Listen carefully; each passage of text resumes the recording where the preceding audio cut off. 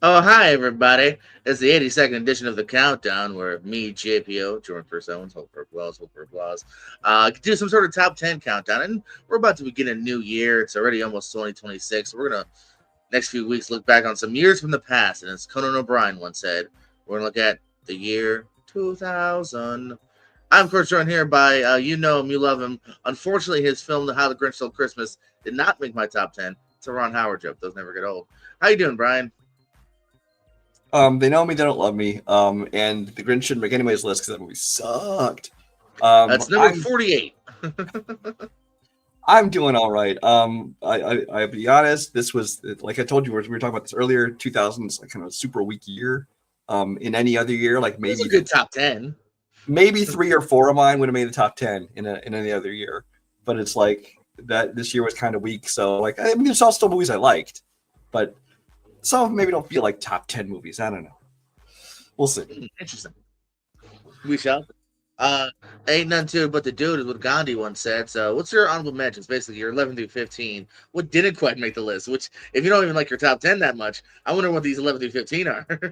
Well, like I said, I like these movies. I enjoy them. I Just like, like but you don't love them. No, that's why I'm like, I 11 through don't think 15, of them like when I three think of my stars, top 10 movies of every year. I usually think of like, oh, these are movies I yeah, love. all Um, timers. do you want to give all five of them? Just let's list them all. Yeah. The 11 All right. through 15. We went over this on the. Um, yeah. One quick disclaimer. What almost made my list, just nobody asked me later on. Memento. I was going to put on my list because it's listed as a 2000 film. Didn't actually come out until 2001 in theaters, so that would be like pretty high on my list. But just so people don't think, hey, that movie's 2000, and why isn't it on there? That's why. Anyway, okay. Honorable mentions. Coyote Ugly. Enjoyed that. U571. Bring It On. Return to Me, which is a rom com with David Duchovny, Minnie Driver, Yeah. and Citizen Toxie, The Toxic Avenger 4. All Yes, I'm right. serious. I've not seen that one. That movie, it's so completely politically incorrect, and it's just that movie, and it's like such, it's just being offensive for the sake of being offensive, and that works perfect for me. I loved it. It's hilarious. Anyway, Nice. And I also, I guess, will also, I just double checked too, because as soon as you said the Memento thing, I'm like, is that on my list?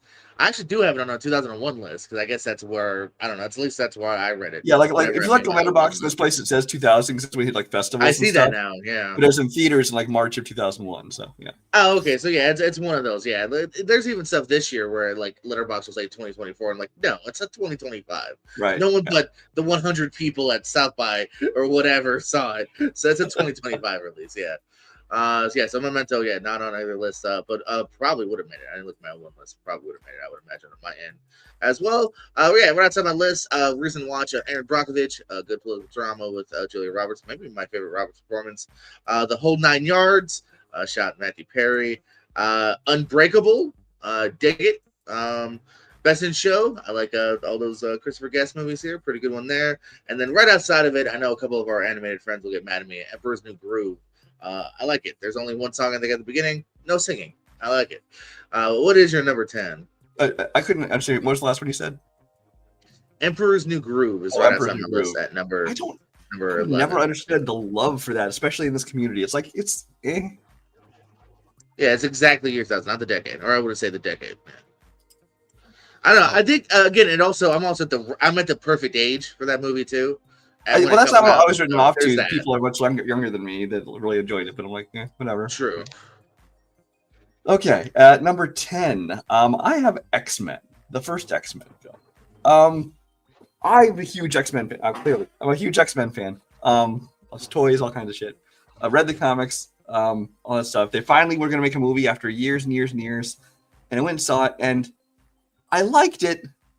Didn't love it because they went for like the black leather costumes, and some of the castings were a bit off, and they were changing a lot of like the storylines and plots from the comics, which I know they have to do for movies.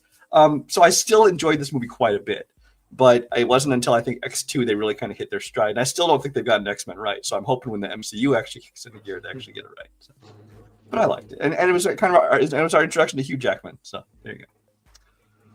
Yeah, poor Doug Ray Scott. Do you think he has nightmares at night? Yeah. Well, no, he's making that big Uh, ever after money. Come on. Yeah. Maybe I'll talk about it later. We shall see. My number 10 is this the Oscar winner actually of the year? I think right. Traffic that won the Hmm. Oscar. Yeah, there you go. Oscar trivia. We all love it. Yeah, Steven Soderbergh's Traffic comes in at my number 10 here. Not something I've gone back to much. Obviously, it's one of those more, darker thrillers here. Some trouble stuff with Michael Douglas and his daughter. Can't remember her name. She hasn't done much either recently. But they Erica have a good something. Erica, I don't remember. Christensen. Or am I making that up? What'd you say? I said Christensen, but now I'm not. I'm Yes, not yes, that's sure. it. Yes. Hey, see, data, baby. Yeah, actually, I like how it's shot too. You can tell it's shot with a kind of particular kind of cinematography and lens as well here. Great ensemble cast. I know Michael Douglas loves this movie because that's where he met Kata Beta Zeta, Captain Zeta Jones. Kind of introduction. Kind of this dark underbelly world. I saw it pretty young actually too, so it's kind of my introduction to some of the crazy worlds out there. Some good Louis Guzman. So yeah, good movie by Soderbergh. What you got number 9? Well, that's one that probably would have made my list, but I have not watched it in so long. Like I'm just watching this trailer playing right now. I forgot half the people that are in this movie, so that might have made my list if I didn't. At number 9, I have Almost Famous. Cameron Crowe, who, come to think of it, has not made a movie in a long time at this point. I guess Aloha broke him. Aloha. Yeah, I think Aloha broke him. But Almost Famous, I do not love this movie as much as a lot of other people do, because some people are just like over the moon about it, and that's great for them. I think it's got a great vibe to it. I kind of like you kind of watch this whole movie kind of through the eyes of the kid, the Patrick Fugit kid, and I really did enjoy that of it. There's a whole like 70s aesthetic that I've never really gotten into in a lot of movies. It's kind of an ugly era for me. But it's great cast top to bottom. Kate Hudson kind of broke out in this role as Penny Lane.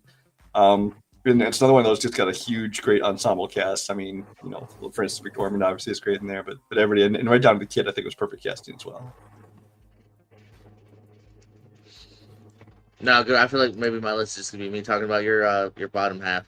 My number 9. I'm a bit of a sappy guy. I know some people either love it or kind of whatever with this movie here. I've always really liked it and its vibe. I am paid for it here. I just think it's a really well intended movie here. Haley Joel Osment, who I think is one of the best kid actors. I almost think like he's a better actor then than he was now. Maybe it's just the scripts he's getting. He's great here as this kid who just decides to literally paid for it. Let's do good deeds, if you will.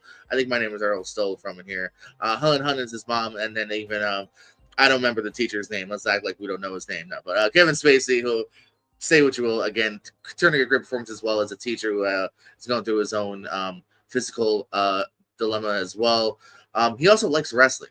I don't know. Maybe that's the reason I liked him. Oh, that's why you like it. Okay. Into wrestling. Yeah. And his I dad is remember shitty that John plot line. Bon Jovi. It's literally like he's watching it at one point and has a couple action figures. It's not really much of a plot line. To me, that was enough. Just saying like, hey, I see that Buff Bagwell action figure. I even like the scene with Jay Moore. I think this is the opening scene I want to say of the movie here when he kind of gives his car away, or the other guy gives his car away, and Jay Moore's just like, huh? So yeah, I don't know. Like I said, it's a bit sappy, but it works for me. I've always thought it was a really, really sweet movie here. The ending might get you, or maybe I'm just a softie.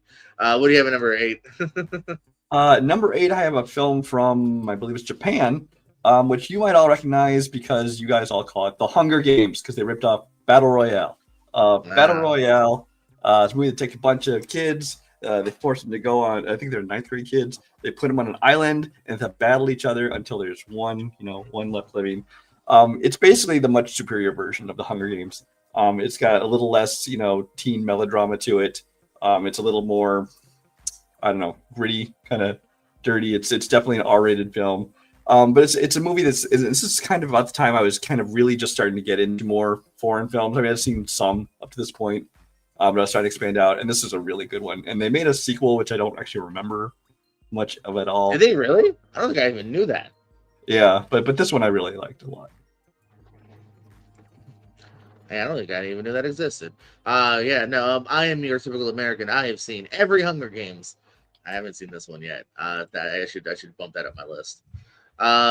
King of the action comedy bromance here, Shanghai Noon. Jackie Chan is the king. because after Rush Hour, he teamed with Owen Wilson. Here, again, two guys from different ends of the spectrum of cultural, who have to team up in this western. A recent watch too. Is it Walton Goggins is kind of briefly in this? I was like, oh shit, that dude's been around this whole time. I didn't know that. But yeah, I think Aaron Taylor Johnson in a super early role. But anyway, again, the chemistry's here. It's fun. It's another one that had a sequel that is not as good. That is just kind of redoing the jokes from this one. But again, it's just fun here. Jackie Chan gets to, of course, show off a little bit of his skills. Owen Wilson this might be one of his breakouts too. I feel comedic wise, it's a lot of fun. Shanghai Noon coming in at my number 8. What you got at number 7? Number 7, I have a movie that I think is super underrated. Also apparently cursed because half the cast is dead now. Red Planet. Red Planet came out kind of around the same time, as like Mission to Mars, and they always come out with those two competing films, like the Tombstone and White or kind of thing. This was 2 Mars films, both came out in 2000 for whatever reason. Mission to Mars I found super boring. This one, though, I really enjoyed quite a bit. I think it had more action to it. It had a little bit more of a sense of humor to it. I just liked the way it looked. I thought the special effects were great, especially with that robot. I think its name was Amy in the movie. Kind of basically turns evil against them and becomes like they're being hunted on Mars. At the same time, they're running out of oxygen and all that kind of thing. It's got Val Kilmer in it, who's dead. It's got Tom Sizemore in it, who's dead. It's got Terrence Stamp in it, who's dead. So Carrie-Ann Moss and Benjamin Bratt, watch your backs. That's all I'm saying. Watch out. But no, I thought they all did great jobs. And this isn't like, I'm not thinking it's like should win any Oscars or anything like that. But it's one that nobody talks about that I actually really enjoy. I know you haven't rated it too highly though, so you disagree. So I have it at number 98. I guess I didn't like it as much. You have it like 40 spots below The Grinch? Oh my God, I'm leaving right now. I like The Grinch, dude. Oh, okay, well, that was fun. We'll never know what his 61 one is. It is definitely a one-timer for me, though. I've never gone back to it. I wonder if I even have it like higher or lower than what was the other one? Mission to Mars. Mission to Mars. I actually have Mission to Mars higher. You're gonna hate me. So that one I haven't watched. I haven't watched Mission to Mars since 2000. Red Planet I've watched a few times since then. So. I just remember it took a while. I feel this movie too, so I don't know. But again, we're going back so far. Let's see. Let's see how. If you got a list, happy to send it. Derpy, I love your name and next graphic. We got Snatch, Guy Ritchie film. Probably definitely my introduction because I didn't see. Actually, I'm not even sure if I've ever seen Lock and Stock from beginning to end. Now that I think about it. But yeah, Guy Ritchie here again. The fun, crazy performance from Brad Pitt here, who doesn't really speaks his own kind of English, if you will. Another ensemble cast: Benicio del Toro. My first introduction, Jason Statham as well here. Again, just a lot going on here. A lot's moving, a lot's shaking, but it's funny. It's well shot. It's another reason why this guy's still cranking out like 1 or 2 films every year now, still to this year. So he's a pretty busy guy still. It's before Madonna, I feel. So yeah, this good stuff here. I've always enjoyed Snatch. Another one I actually should go back and watch. Derpy bringing out Meet the Parents and The Replacements. I know a couple of our friends really love The Replacements. What you got at number 6? At number 6, I have the Coen Brothers' Oh Brother, Where Art Thou? Which is one that actually was not in love with when it first came out, but I think I've enjoyed it more as I've rewatched it over the years. It's their take on Homer's The Odyssey. And they have all these parallels throughout the whole story. They have like the siren singing the song. They have John Goodman with the eye patch because he's supposed to be like the Cyclops. So it's basically the story of the Odyssey. Is that what that means? Okay. Yeah. I thought that the 3 main guys, with George Clooney and John Turturro and why am I blanking on the third one? Who's the third guy? Tim Blake Nelson. What's that? Oh yeah, Tim Blake Nelson. Yes. So it's hard for me to hear when I'm talking. I think they did a great job. I think they played like goofy and stupid so well. But it's even though they were pretty unlikable characters, they were likable to us as characters because they're just fun to watch. I tend to prefer the Coen Brothers comedies over their dramas, like the Fargos and the No Country for Old Men and things like that.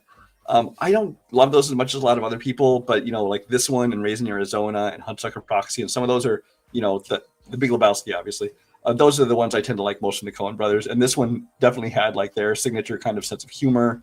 It had, their kind of style in terms of filming. I will say the one thing I didn't like in this movie, you're seeing right on screen right now, is their singing.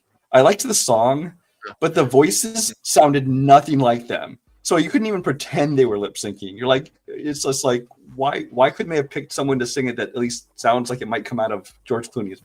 That's the only thing that bothered me about this movie. Yeah, this is one that I actually will. It's not on my list, but I've also grown to like this more over time, from like the first watch. Derpy also throwing out The Perfect Storm. Another shout out to X-Men, and the first Scary Movie. Yeah, no, comedies are great. Yeah, Scary Movie is kind of an honorable. It's in my 20. Yeah, coming in number 6. I'll be the first one to mention Almost Famous. Oh wait, shit, you mentioned it. Yeah, no, I love the vibe of this movie here. Again, even seeing this, I don't think I saw it right away. I think I saw this probably got 5-6 years later, which I think I'm glad I saw it a little bit later. Again, kind of diving into that world here. As you said, through the eyes of Patrick Fugit as he comes across. Even people like Philip Seymour Hoffman has a really great, side performance as well. Frances McDormand, for once, is kind of, funny and in a smart way. She doesn't have enough fun. I'm worried about you, Frances. She used to all the time, yeah. And I see her in stuff like it was like her early Coen Brothers movies, and like in Raising Arizona. She was a comedic actress a lot earlier, but.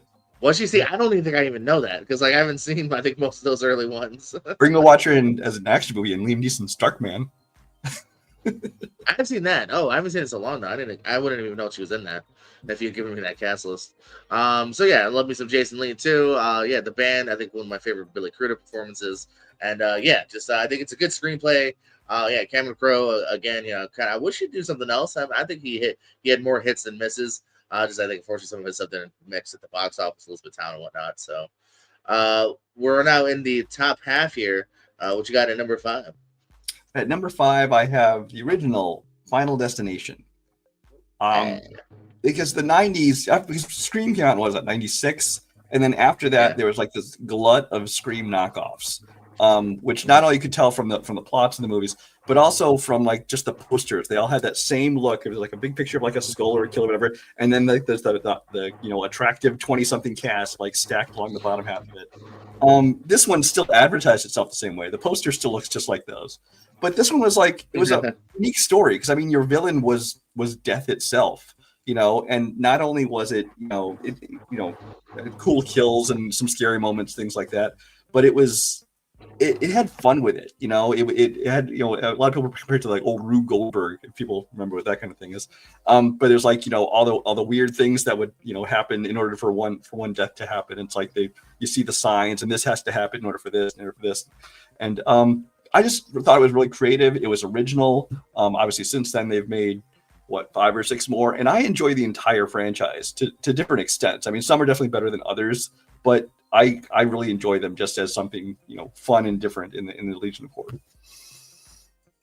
Yeah, no, I'm glad you actually talked about it here because, again, it's another one that's like, I think, in my 20s, so it's right outside of what we're talking about tonight. But yeah, I've always loved, and then when I was younger, this is probably like a top 5 easily. But I've always loved the idea of like, yeah, it's not a dude in a mask; it's literally death. You know what I mean? Like, hey, you got by me, but I'm coming back because I gotta collect, baby. So and like I said, the Rube Goldberg stuff of just the one thing which leads to another thing, which leads to the knives falling, and yeah. I think some of the sequels have gotten very repetitive. Death seems to win more times than not. But now we're just at the point of seeing like, how are all these people gonna die? So. By the way, this movie is in English language. I don't know what trailer you picked, but it's putting up foreign words. Oh, well, I didn't even see that. Oh, I didn't even see that. Yeah, I was say what? I have it muted. Okay, well, see, it's a good movie. You know what? I also think what's funny about this movie is I thought it was great that they took Sean William Scott, who's usually like known as like Stifler, and made him like the little dorky character, and they took Kerr Smith, who was like the meek little gay guy on Dawson's Creek, and made him like the mean jock kind of guy. I thought that was a nice twist. Yeah.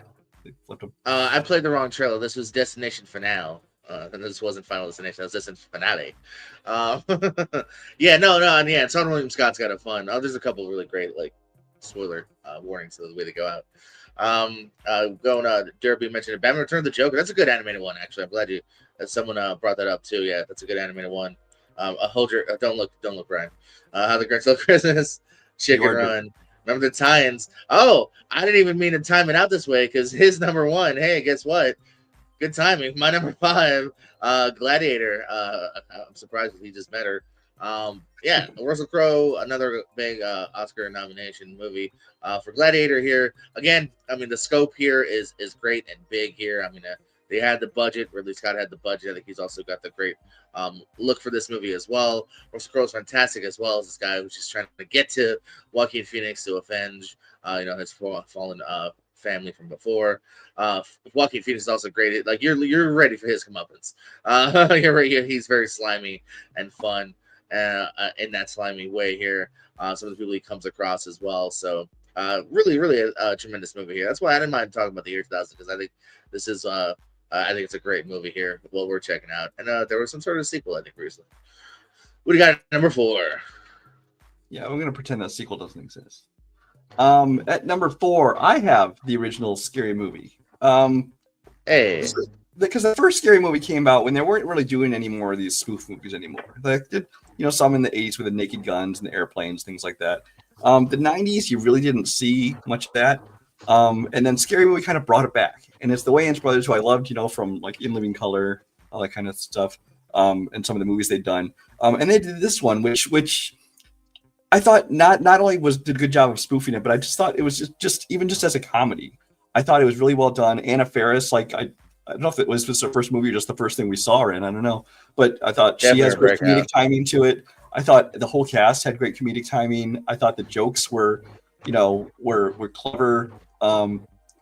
I think that the sequels have all been various degrees of I watch them. I think they're amusing. But they've never kind of lived up to this first one. I thought was so well done because it did such a great job of it. It wasn't parodying just one movie. It kind of parodied like the whole genre. It was mainly about Scream, but it also had I Know What You Did Last Summer and so many other ones in it. And then even just things like modern culture with like the "Was Up" commercials and things like that. I thought they did a good job of kind of just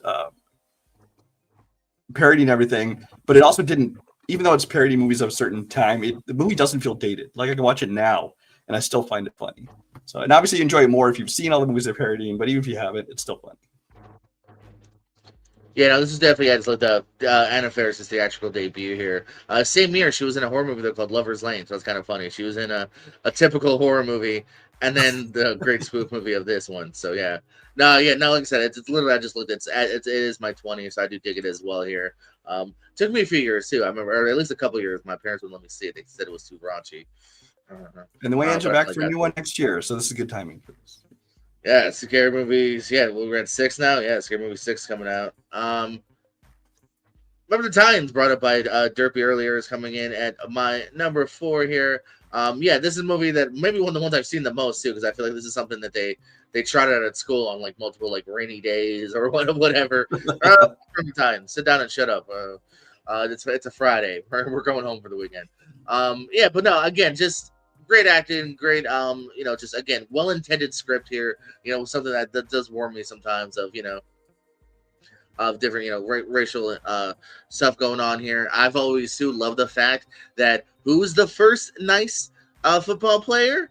The fat kid. Ethan Suplee shows up just to play ball, and everyone's shocked because none of the other whites want to play ball. And Ethan Suplee's like, "What's up, y'all? Let's play some ball." I'm like, "Yes," because then because then you have movies like Gamer where it's the nasty fat guy eating Cheetos.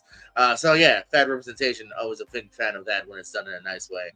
So yeah, Suplee, young Donald Faison, young Ryan Gosling, even some of the other younger kids too. Like the main football player is great here, and Denzel's killing it too. I think Denzel too is not given as much of a flashy Denzel performance as I think we've gotten recently here. Even Highest to Lowest, I thought he was still trying to get his Denzel on sometimes, but I think he's great in this. So, what you got at number 3? We're getting there. At number 3, I have what is probably a guilty pleasure, but I don't feel guilty about it. I enjoy the hell out of it, and that's Gone in 60 Seconds. Obviously, the remake with Nicolas Cage and Angelina Jolie. This is a movie that is just fun to watch. Like my list, I mean, as you can probably tell looking at it, this is not what I think are like the best made films of the year that deserve Oscars. There's my favorite films of the year. And this is one I've gone back and watched so many times. It basically feels like Fast and the Furious meets like Ocean's 11. is basically what it feels like. Because they're pulling off this big heist in one night where they have to get the 50 cars. They have assembled this great cast of wacky characters. You got Nicolas Cage, Angelina Jolie, Giovanni Ribisi, Delroy Lindo, Timothy Olyphant, Chi McBride, Will Patton, Scott Conn. I mean, the cast just goes on and on and on. These great actors who are just fun to watch. I loved the action in it. I loved the comedy in it. This is kind of where I like Nicolas Cage, where maybe he can go a little bit wacky, but he's not like completely off the wall. I definitely like his stuff like this more than I like his serious dramas he tries to do. But this is just a movie where I thought it was just a ton of fun.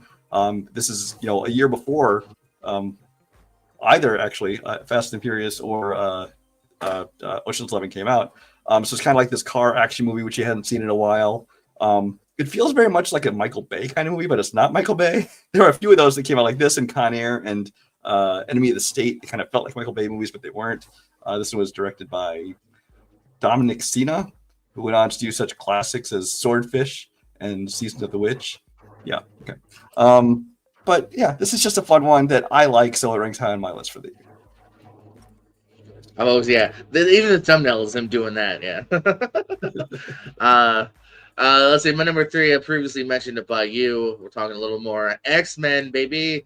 Yeah. So when this came out, this was easily JPL's most anticipated movie of his young life. Like, I was a huge X-Men guy growing up, and I remember it's fun. I used to think like, man, for years I was like, where's there a movie? But I'm like, it's only around for 10 years, so really I can only think about movies for like 6 of those years. But so excited to see it here, to see Wolverine on the big screen here. And again, hey, like you said, even if like there is, I can definitely admit, like you kind of said before, is this the best? Is it top 5 best of 2000? Probably not. But as far as just something that I fun that I can go back to, absolutely. And Hugh Jackman's part of the reason here. That's a role that I think is going to be hard to fill in the future, and even at this point in time in 2000, a really big shoes to fill here. But he does it magnificently. I also love, great, not weird, but like intense opening sequence of Magneto to show where he's coming from and his plight, between the difference between him and Patrick Stewart, like Xavier here. They have some good stuff back and forth. Great final scene too that sets up a sequel that's, I think, even better. You know what I mean? So it's a perfect, not a fight, just literally them just chessing it out and just having like a great actor debate kind of thing, monologue back and forth. It's fantastic here. Look wise, my favorite Sabretooth we've gone so far. The Tyler Man at least kind of looked the part and whatnot. And then, hey, what happens with a Toad something storm? Like, same thing as everything. That was a weird line. But we got a number 2. My number 2 is another super underrated movie that most people I know haven't even seen, and it's The Way of the Gun. I love The Way of the Gun. This is a movie written and directed by Christopher McQuarrie, who obviously he'd written Usual Suspects before this. He went on to write and direct like Jack Reacher, like half of the last several Mission Impossible flicks. So he's obviously kind of coming into his own. Although I wish he would get out of Mission Impossible so he could do more other things. But the writing and the dialogue in this thing is so smart. It's so clever and fun. It very much reminds me of kind of that Usual Suspects kind of dialogue and banter between the characters. It's got first of all, it's got a great opening scene. I love the opening scene of this. You get to see Sarah Silverman get punched in the face, which is always a good thing. But the scene leading up to that is pretty damn funny. But these two characters, I love the chemistry between them. But then you have all these different like subplots and these other groups of characters that are after them. Ryan Phillippe and Benicio del Toro obviously star in it. It's got Taye Diggs, Nikki Katt, Scott Wilson's in it. James Caan is in it. But this is a movie that I think if you like crime movies, especially, but especially like I'd say use The Usual Suspects as kind of like your barometer. If you like that kind of crime movie with like kind of the witty banter and the character chemistry, I say check this movie out if you haven't already, because it's criminally underrated. Yeah, I don't know if it was, I know you've shown us that opening scene, and I think I started watching it the other day too, or not the other day. I feel like a couple of months ago I did start it, so I do want to go back because everything about it seems up my alley to a large degree here. Yeah, and I also did his directorial debut too, and he had such a great control of like pacing and everything like that. It's really good. Which I believe is an ASAT question. Not everyone got right. That I did not that long ago. And I also did dream about Ryan Phillippe recently, but I dream about a lot of weird things. Uh, Oh, gee. hey, speaking of fun movies that you can bring your whole family to, Requiem for a Dream. If you just want a good old Jennifer Connelly rom com, this is it for you. Now, this is the second or whatever I believe of Darren Aronofsky. Let's just watch a documentary about the wrestler earlier. Yeah, this is an intense film here. This is another film that I haven't seen much because it's not a film you want to go back to. But it works. It 100% does work here. Of first these three kids having drug problems. Jared Leto, hey, who again, whatever you feel about him, giving a good performance here. Jennifer Connelly, fantastic, and Marlon Wayans again. Part of the reason I'm a big Marlon Wayans champion. Have I seen both Haunted Houses? Yes. Have I seen Sextuplets and Naked? Yes, I've seen all his films. And this is part of the reason, but his comedies as well, because I think he's great in this as well, which is why I was glad that him wasn't great, but he was good in it, and I hope he gets more roles that he can get credit for. But yeah, and then also too, I think the only one that got a nomination was Ellen Burstyn, as the main older lady who's going through her own problems. This time it's like diet pills because she wants to get on this like game show by Shooter McGavin. So she's having her own problems, and yeah, it ends pretty rough. No one really has that much of a happy ending. Although you could argue, hey John Cusack, you could argue Marlon Wayans might end up being okay. Anyway, I wonder why Marlon Wayans hasn't done more like dramatic movies. Because well, first of all, it's funny this year because he did like Scary Movie and this, so you had like the two sides of Marlon Wayans.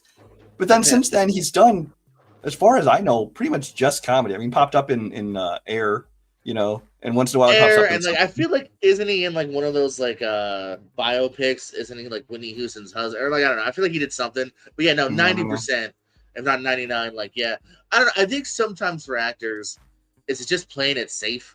You know what I mean? What's coming to him more? Probably comedy. What pays? Oh, I'm sure, but it's comedy. Especially if you have the money and you don't need to make things just for cash. Yeah. Then make some stretch yourself a little. No, yeah, because he's got the chops. Yeah. Another weird thing too. I found this out. Damon Wayans directed a film that he stars in as a struggling stand-up comedian.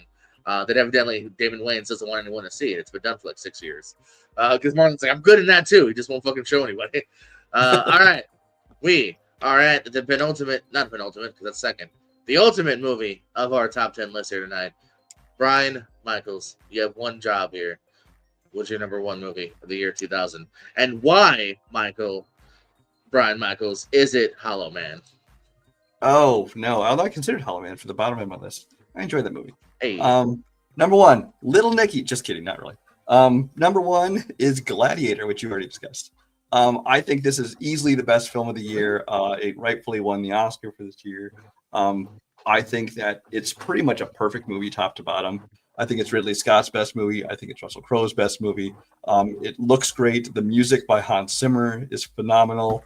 Even if he does borrow a little from his own film Drop Zone and then uses it again in Pirates of the Caribbean, but that's just what he does. But yeah, the score is great. The action's great. The characters top to bottom are great. Joaquin Phoenix, who I really don't like as an actor. A lot of people love him. He tends to actually turn me off from wanting to see a movie, but I thought he was really good in this, maybe because you're supposed to hate him. So it just helped me hate that character even more, I guess. But this is a movie I think came out, I had low expectations for it because we hadn't seen the kind of sword and sandals gladiator movie for a long time by the year 2000. And this came out and I'm like, oh, check it out. It's Ridley Scott and, Russell Crowe was coming off of, he'd done obviously like LA Confidential and Insider and stuff like that. So I'm like, I'll check it out. And I really love this movie from the opening, scene with the Roman army doing their battle in the forest all the way to the ending. And I think a big part of that was just because the way it was done, the cinematography, the music they used, I just think it's masterfully done and deserved the Oscar. Yeah, no, absolutely no qualms that being a number one movie of the year for anyone. My number one goes to one of my favorite actors, and he is all alone. Well, he does have a volleyball. Castaway, I have my number one here, the Tom Hanks movie by Robert Zemeckis. Yeah, Robert Zemeckis used to make good films too. So yeah, no, very simple. Yeah, he did. Yeah. Oh, true. Yeah. You can make real stuff still. Like you can do that sometimes. You don't have to full on pivot, y'all. Yeah. simple enough setup premise here. He works for FedEx, as you can see right here, and it's a trip to wherever. The ship goes down, the airplane goes down, and he is the only survivor who is trapped on an island, as far as the rest of the world knows, including his, I don't know if it's a wife or fiance, I think wife. Helen Hunt knows that he's dead, especially after time, because he is trapped there for a good amount of time here. Again, kind of like an I Am Legend, or out of other movies that are 80 to 90% one actor here. I think Tom Hanks does hold it in, hold your attention in, and you feel for him here, because you love Tom Hanks, and he is a good guy at the cusp here. But the triumph of the human spirit, trying to stay alive, maybe get back to Helen Hunt one day. And of course, if you've seen the movie, he maybe just does that. And there's also even those last couple of moments, because you do get a few minutes of him kind of back in Civilization, spoiler. And if you ever wondered where my I Love You More Than You'll Ever Know, it came from this, evidently, which I was saying it for weeks or not months on end. I love you more than you'll ever know. Good night. And that was my send off of some of the shows on this channel. And in the back of my mind, I'm like, where the fuck did I get that from? And then finally I rewatched this and I went, oh, okay, I stole it from Castaway. Fantastic. Yeah, I truly had to find that out organically. Yeah, because I just kind of said it. It's like a quote that like stayed in my mind without necessarily staying in my mind for a reason. Like I said, who said it? But yeah, I don't know. Castaway, I think, has always worked pretty well here. And yeah, Tom Hanks. And hey, when you feel for a volleyball, I think they do a decent job there. So yeah, that is my number one. Brian, and the I don't know, plugs, parting words. You know how we normally end things there. You know me, I never really have plugs and parting words. I do stuff with Sean Wasserkrug over on the Movie Crusaders site. It's occasional reviews. We got a lot of end of year stuff coming up with best and worst and anticipated for 2026 and stuff like that. So watch out for those over on that channel. Otherwise, you'll see me around here sometimes doing trivia or more panels or whatever. Yeah, all that jazz, as Gandhi once said. I made the Gandhi joke already. God damn it. So yes, this was the top 10 movies of the year 2000. Kind of like Derp did earlier. If you have a top 10, let us know in the comments down below. If you disagree with any of us, if you're wondering like, hey, how come Ready to Rumble's not higher, Jordan? Because it's not that great of a film. Or hey, where's Cherry Falls? And let's see, what else is Urban Legends 2, Supernova. I will say the year 2000, when I was looking over the films of the year 2000, I realized that this is the year, I think, more than any other, where like the films that a lot of people just love are the ones I was like super mediocre on. Everything. Crouching Tiger, Hidden Dragon was one of them. Yeah, I've never loved it. Obviously, it was like that with me. Remember the Titans I like but don't love like a lot of people. But yeah, Unbreakable. A lot of stuff that maybe would have made my honorable mentions, but like I just don't love them, so I figure people are gonna hate my list, but I don't care. So. It's all about whatever you love, and I do love your shirt, by the way. Oh, thank you. Love burger. Google it, kids. And hey, guess what? I love you more than you'll ever know, folks. Good night. Motherfuck, noise.